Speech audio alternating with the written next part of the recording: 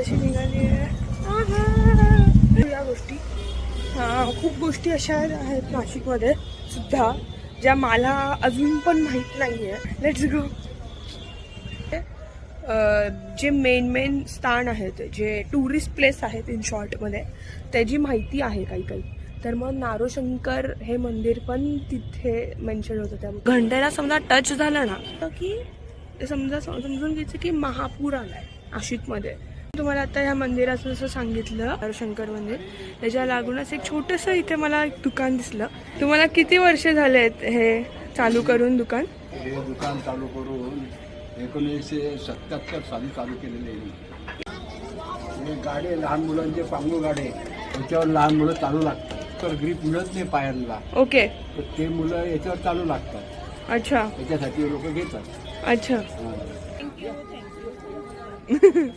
ह्या टीचर्स आहेत गाईज त्यांच्या, आणि ते ट्रिप पालघरवर त्या, आणि हे एक म्हणजे असं फिरण्यासाठी नाशिक टूर करण्यासाठी आले ते, आणि स्टाफ आहे त्यांचे वाटतं, आणि सगळे स्टुडंट्स आहेत 5th, 6th, 7th, 9th standard मधले. तर मेन आहे नाशिकमधलं गंगा घाट.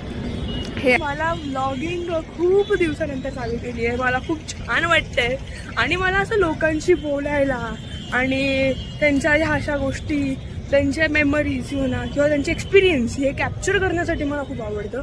आणि ह्या गोष्टी होत नव्हत्या एवढ्या दिवसापासून. I know and I am sorry for that. There was some reasons की त्यामुळे मी करत नव्हते, but yeah I have started now and I am happy.